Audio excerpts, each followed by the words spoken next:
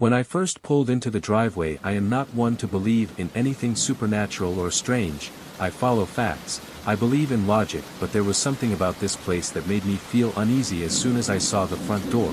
The sky was blue, the afternoon light was steady. And there was no wind yet. I felt cold on my arms. I even wiped my hands on my jeans to shake it off. I told myself it was just the anxiety of inheriting a property I knew nothing about. I had never met the relative who left it to me. I only learned about it through a letter that appeared in my mailbox. The house was now mine, free and clear, whether I wanted it or not. The front yard was full of tall grass and overgrown leaves. I parked the car near the fence, turned it off and stepped outside. The air smelled musty. It reminded me of an old storage room or abandoned building, but I tried to ignore it. The paint on the house was faded and some of the wood looked like it hadn't been repaired in decades. I was fumbling with the key I got from the lawyer, trying to find the one that fit the door when it finally clicked.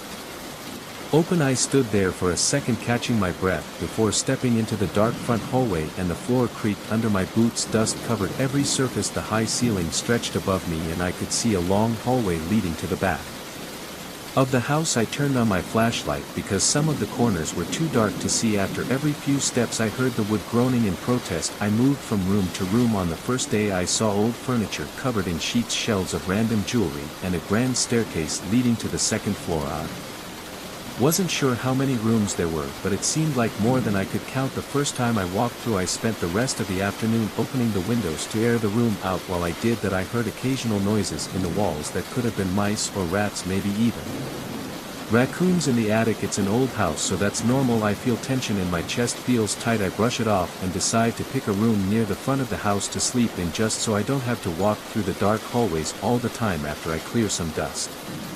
That room becomes my temporary bedroom. It has a heavy wooden door that closes tightly. I like the idea of having a solid door between me and the rest of the house while I sleep. The night comes quickly. I put a small lamp on the bedside table. The wiring is old, but the power works as long as I'm aware of what circuits I'm using. At the same time I grab a quick dinner from the grocery store. I bring it with me, sit in a folding chair I found in the corner, and try to calm down. The house is mostly silent except for the occasional creaks.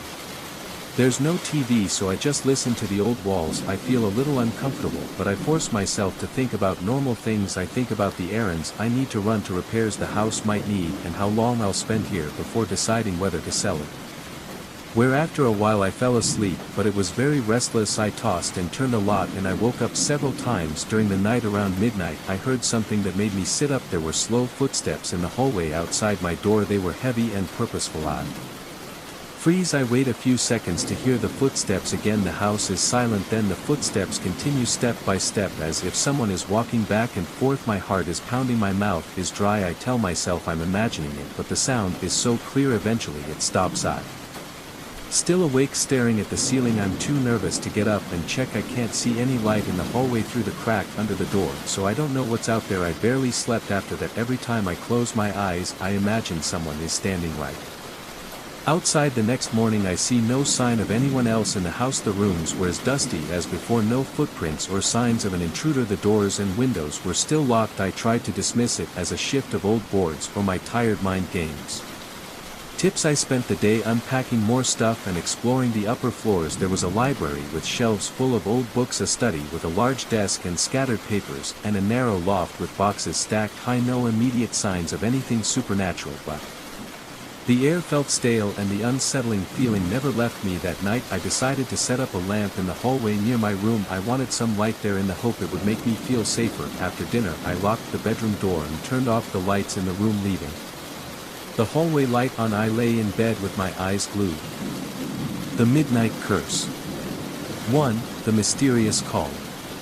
Min is a senior journalism student, always eager to find mysterious stories to write. One night, while preparing to sleep, he received a strange call from an unknown number.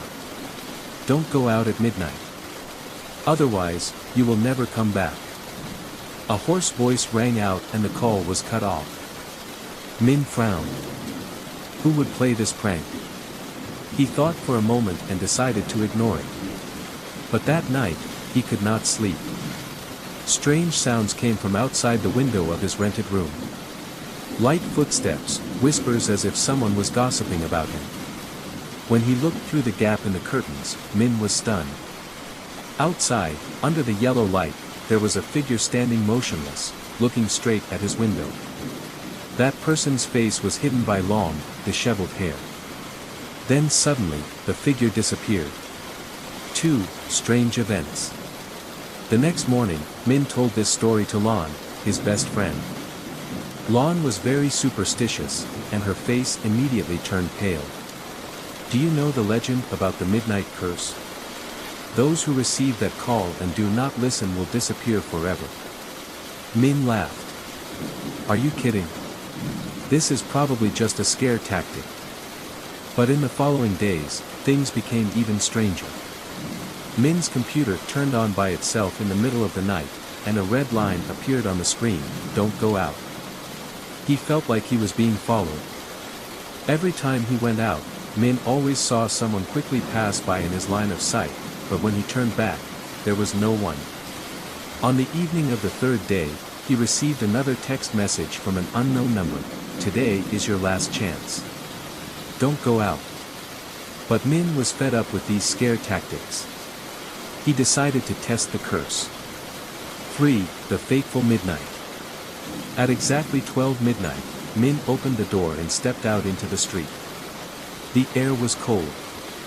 The streets were eerily quiet. Suddenly, the street lights flickered and went out. Everything was plunged into darkness. Then Min heard footsteps behind him. He turned around, no one was there. Min's heart pounding, he quickened his pace. But the footsteps kept coming, getting closer and closer. He started running, but no matter how fast he ran, the sound followed him. Until Min tripped. He looked up and saw a pair of bare feet standing right in front of him. A woman with long hair covering her face was looking down at him. A hoarse voice rang out. "I warned you." Min screamed. Suddenly, everything went dark. 4. Disappeared. The next morning, Lan received a strange text message from Min, "Don't look for me." But when she arrived at Min's room, it was empty. No one knew where Min had gone. His phone was left on the table, the screen still displaying the familiar red text. "Don't go out." From then on, Min never appeared again. But occasionally, in the middle of the night, if someone received a strange call, the caller would whisper, "Don't go out at midnight, otherwise, you will never come back."